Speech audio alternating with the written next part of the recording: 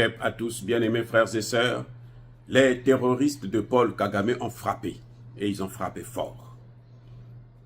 Ils ont réussi cette fois-ci à neutraliser, à tuer deux instructeurs russes et blesser plusieurs. Ah oui. Et ça, c'est la faute de Tshisekedi. C'est sa responsabilité. Pourquoi je dis c'est sa responsabilité? Vous savez, regardez par exemple la MONUSCO. Aujourd'hui, la population est obligée de sortir pour stopper un convoi de la MONUSCO. La population, hein, ils sont sortis, ils ont stoppé tout un convoi. Ce n'est pas un camion, ce n'est pas deux. C'est plusieurs. Près d'une dizaine. Toute une colonne de camions qu'ils ont stoppé, ils disent repartez, on ne veut plus vous voir ici. Et ils ont fait reculer les Nations Unies. Ce n'est pas le rôle de la population. Ils n'ont que les mains vides. C'est le rôle de l'État qui détient la souveraineté qu'on lui a donnée. Tshisekedi a été élu pourquoi? C'est pour assurer la protection, la sécurité de ces gens-là. Il met en insécurité ces gens. Les Nations Unies, il y a des moments où ils ont tiré sur la population. Cette fois-ci, heureusement que les militaires ne sont pas venus intervenir parce que d'habitude, Tshisekedi lui-même demande aux militaires d'intervenir pour calmer la population qui est surmontée. Et puis bon, les militaires sont obligés de tirer. Et ça n'a pas de sens. Il faut que ça s'arrête. Tshisekedi doit repartir aux Nations Unies d'urgence pour demander le départ. Et il doit stopper. Ils doivent stopper les missions de ces gens. Il doit leur demander, maintenant, on ne coopère plus avec vous. Vous ne partez plus sur le terrain. Restez dans vos camps et puis prenez votre argent. Mais on ne veut plus vous voir sur le terrain. Voilà ce qu'il faut faire. Parce que les Nations Unies ne peuvent pas travailler s'ils n'ont pas l'accompagnement de la population locale, des autorités locales. J'ai travaillé aux Nations Unies, je connais comment ça fonctionne. Si les autorités disent, là, vous ne partez pas, ils n'iront jamais, ils n'ont pas le droit d'y aller. Ils ne peuvent pas aller par la force parce qu'ils ont des armes. Ce serait contraire à la charte des Nations Unies. Eh oui. Surtout pour une mission qu'on a déjà demandé le départ. Et là, visiblement, dans ce convoi-là, il n'était pas accompagné des militaires congolais. Donc c'est tout à fait normal que la population réagisse. Il n'y a pas longtemps, ils ont tué 40 civils. Cette fois-ci, ils les ont égorgés.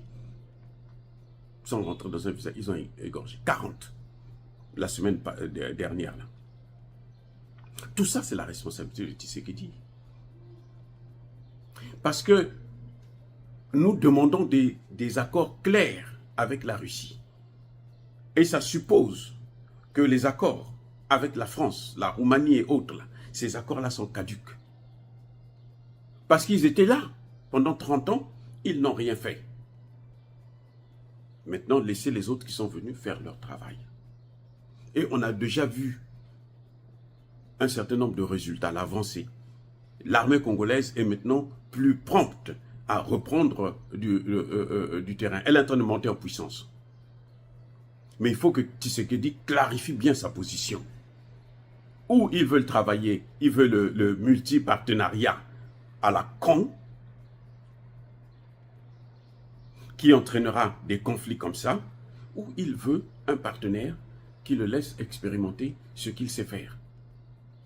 Les Russes l'ont fait au Centrafrique, ils l'ont fait au Tchad, ils l'ont fait au Mali, ils l'ont fait au Burkina Faso, ils l'ont fait au Niger. Ils ont montré qu'ils sont capables de gérer ce genre de problème-là.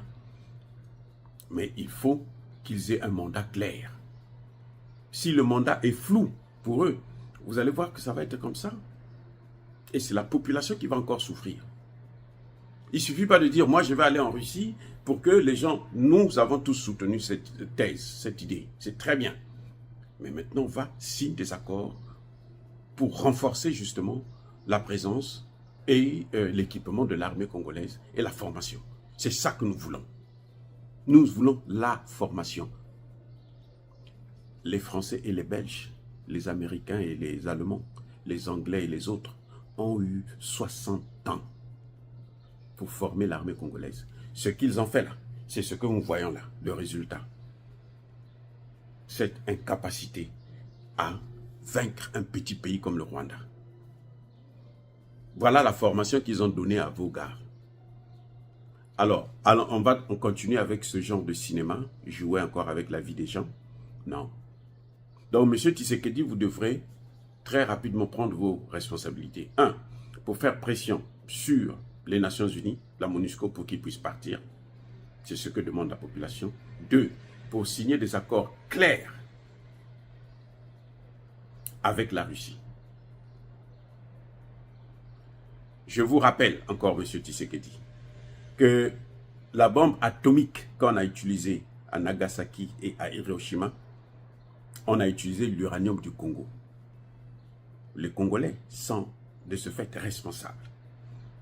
Maintenant, il faut arrêter ça.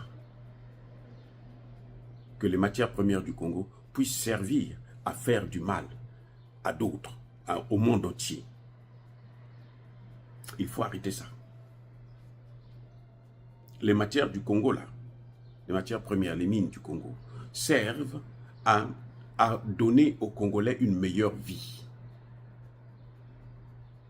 Aux Congolais d'abord. De la RDC, bien sûr, je veux dire. Donc, ce n'est pas le caoutchouc pour la Deuxième Guerre mondiale. Venez, pour fabriquer le pneu, ça venait d'où? Du Congo. On a coupé les mains à plus de 10 millions de Congolais. Ça suffit maintenant. Les Russes, ce n'est pas les Russes qui ont fait ça. Ce sont les mêmes que vous caressez. Vous voyez, si vous baladez en France, maintenant là vous vous calmez un peu, tant mieux. J'espère que maintenant vous n'allez plus sortir pour vous balader comme vous voulez. Pour aller faire le tourisme. Vous n'êtes pas un touriste. Vous êtes un président d'un pays, un grand pays. Un pays qui est riche, même si les autres sont en train de l'appauvrir. Mais c'est un pays riche. Alors, assumez vos responsabilités. Voilà, les amis. Donc, je crois que Kagame est en train de jouer avec le feu. Kagame est en train de jouer avec le feu. Mais ce feu-là va finir par le brûler. Je demande seulement à la population congolaise, surtout à l'est du Congo démocratique, d'avoir foi en la capacité du Dieu Tout-Puissant de nous donner les moyens de vaincre ces gens. Parce qu'il existe. Moi, je ne parle pas de leur Dieu, du pape ou de quoi, machin. Non. Je parle du Dieu, celui qui a créé l'homme.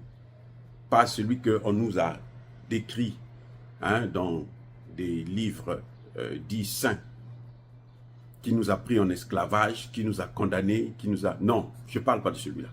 Je parle du vrai, celui de la justice. Celui-là qui nous a créés en premier et nous a tout donné, la mélanine. Que les autres n'ont pas.